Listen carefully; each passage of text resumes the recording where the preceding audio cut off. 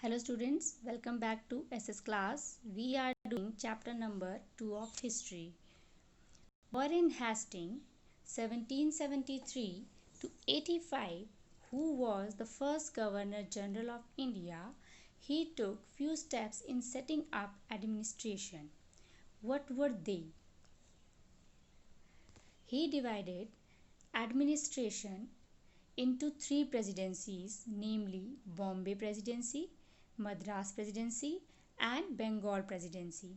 In the first picture, Bombay Presidency shown with the black color and Madras is shown with the red color, and third picture all the colored parts shown as Bengal Presidency. So each presidency was ruled by a governor. The supreme head of the administration was Governor General.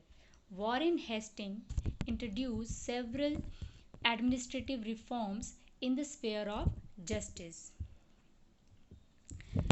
Warren Hastings also codified laws with the help of Hindu Pandits and Muslim Muftis to do justice as per the law prevailing in the country.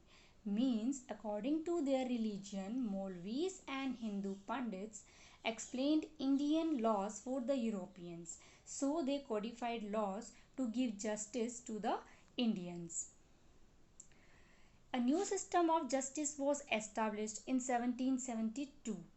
Each district was to have two courts, that is, Fauzdari Adalat means criminal court, and this court was heard cases related to crime like robbery, theft, murder. Second one was Diwani Adalat means civil court. This court was heard cases related to property dispute, revenue or distribution of money dispute. The principal figure in an Indian district was the collector. He also appointed collector to collect revenue and taxes and maintained law and order in his district. Collector collect revenue from peasants. Peasants means farmers, zamindars and residents.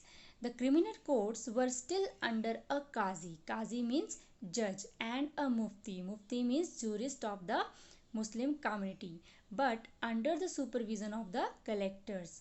But major problem was that the Brahman Pandits gave different interpretation of local laws based on different schools of the Dharam Shastra.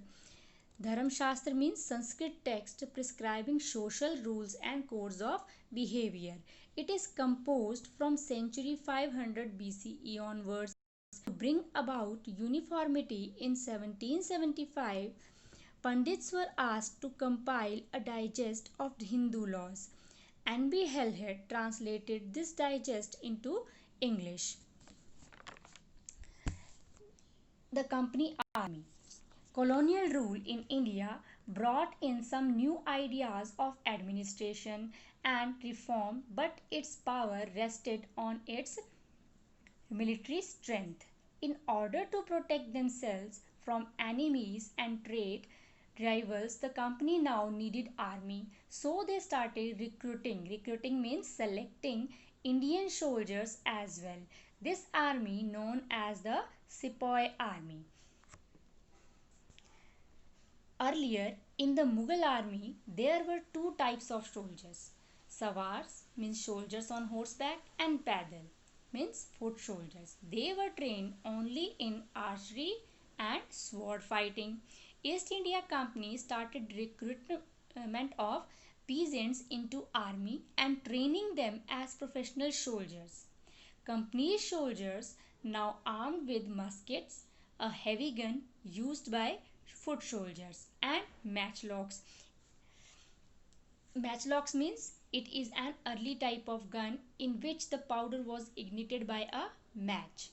As warfare technology changed from 1820s, the cavalry means horse soldiers, requirement of the company's army rejected.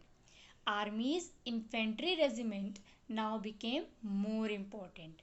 In the early 19th century, British developed uniform military culture.